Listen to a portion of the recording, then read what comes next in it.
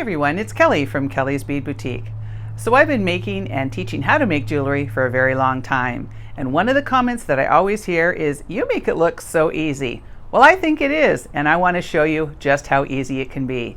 So I'm going to take some simple parts and some simple techniques and put them together and teach you how to make your very own jewelry. If you want to see what I'm making today, come and join me.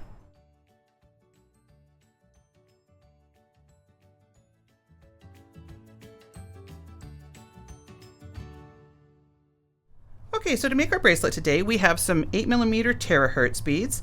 We also have some 8mm Shungite beads, and we're going to be stringing that on 0.8mm elasticity. And we're also going to be using a little bit of GS Hypo cement. And for tools, we have our bent chain nose pliers, our regular pliers, a pair of sharp scissors. We have a charm, a bail, a tassel, and a couple different sizes of jump rings. So let's get started. So you might notice me wearing my Terahertz bracelet. One of my vendors in Tucson made this for me. She saw that I was in a lot of pain because I do suffer from a really nasty autoimmune disease. And so she made me this bracelet because she said it really does help aid in the pain that you can be in. So you'll see me wearing this in a lot of videos because I'm giving it a really good try. So Terahertz is a metamaterial that's made to vibrate at frequencies that lie between infrared microwaves on the electromagnetic spectrum. These quantum waves can aid in blood circulation, regulation of body temperature, and pain management, as well as prevention of illness and increase in overall health. And one of the cool things about this is that if you put it on ice, it will melt quickly. So if you want to show your kids a cool science experiment, pop these on ice and you will see that they melt through. It's also been drawing attention as a gemstone that can improve energy flow. So that's Terahertz. That's fairly new on the market, and it's really becoming a thing now. So we're going to use that as the main body of the bracelet. We're also going to add in some Shungite. So Shungite is known for purification, grounding, and protection.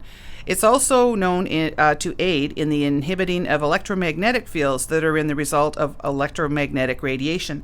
So these both kind of work together. Electromagnetic fields are something that a lot of people are really interested in because we have such a technological society now. So I thought, well, I'll mix these two and we'll see what we get, and we're going to end up with a really pretty bracelet in the middle of it. So I'm going to cut about 14 inches of my elastic.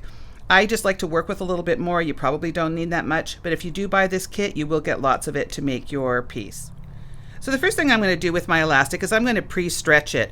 You want to do this so that your bracelet doesn't sag on you, and it just kind of helps make it a little bit easier to tie. So I'm giving it a fairly good tug. I mean, you don't want to pull so tight that you break it, but I run both ways. I kind of go and give it a good stretch. And you will notice a huge difference in tying if you don't do this. I was not a lover of this product when I first got it because I didn't understand that you really had to do this part. When you try to tie it without stretching it, it just doesn't want to stay. So try stretching out your elasticity, and that will make all the difference. So this is going to be a basic stringing one. So the first thing I'm going to put on is one of my Terahertz. I just got like a little pattern going here. So I've got a Terahertz, and then two of my Shungite. And it's funny, everybody in my store had been asking for Shungite for years, but I wasn't really into the metaphysical properties of stones, so it was something that I never really thought about. So now I do carry it, and I carry a lot of these other stones that people have been asking for, like selenite and all sorts of things. So I'm starting to get into it a little bit more, and I would say that probably more than half of my staff are into the metaphysical properties of stones. So I am just a lover of beads, but I'm learning about things as I go along, even after all these years.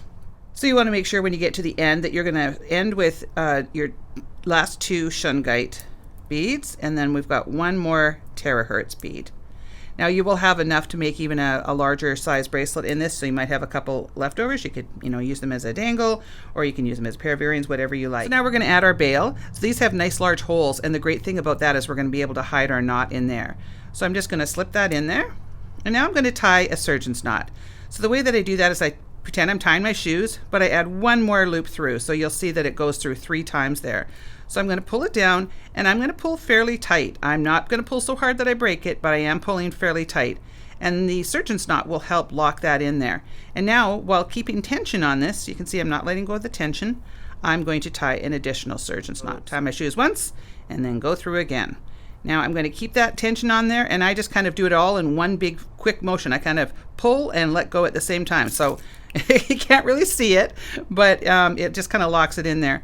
And because we have a nice large hole on that bail, we can actually add an additional one. A lot of people get really nervous about the knot part. So let's just add an extra one for a little bit of extra security. So I've got that nice and tight, and then I'm going to pull and let go at the same time. And I just kind of do that really hard. Okay, so I've got that nice and snug. Now I'm going to come in with my scissors, and I'm going to give that a little trim. So now I'm just going to add a little bit of GS Hypo Cement. I'm just going to sort of pull that apart so I can see the knot there. And I've left about, I don't know, 1/8 of an inch or 1/16 of an inch, something like that, because we've got lots of room in there. So I just want to put a little bit of glue on there, and I'm going to let that dry. So once that's dry, the nice thing is that you can take that little knot and you can pop it right inside there, and you can't even see it. Now we're going to add our charm. So I'm going to take my large jump ring, and I'm going to place a pair of pliers on one side and my bent chain nose on the other. And people often ask why I like the bent chain nose. I find it so much easier than having another pair of pliers that are going to go out like this. You get a really good grip on your jump ring. And now I'm just going to bend opposite ways. I'm going to run that through the hole of my charm and then put that through on my bail. Now to tighten that up, I'm just going to go back to where they meet, and sometimes you have to sort of click it, and I like to jiggle until it actually meets right in the center there and it's perfectly closed. Now I'm going to add my little tassel. So again, I find the little split in the jump ring and I put that at the top. I come in with my pliers on either side, open that up, run that through the little tassel, and then we're just going to dangle that in front of the charm. And it will kind of, free float around on your hand. And if you can't get in there with your pliers, just turn them over. And you're the boss of the pliers, so just make them work. Jiggle that back and forth, and we're done. So there's our Terahertz and Shungite bracelet. I think this one turned out really nice. It's nice to sort of use the metaphysical properties and yet create something that's really, really pretty. I have mine on. I've double stacked them, so I've got all the protection that I need. I'm really hoping this is going to help aid in some of my pain and discomfort. Sometimes I believe that these things, it might be all in the head, who knows? But I'm hoping for the best. I'm going to be positive. I'm going to think that they're going to work, and I'm pretty sure they're going to. So I hope you enjoyed this video. If you did, please give it a like, give me a thumbs up. Leave me a comment. I'd love to hear from everybody. What do you think about Terahertz beads? Have you ever heard of them? Leave me a comment and let me know if you've ever used them or seen them. We do have them available on our website for purchase, and this will be available in kit form. I want to thank you so much for watching. Please make sure to subscribe to my channel, and we will see you on the next one.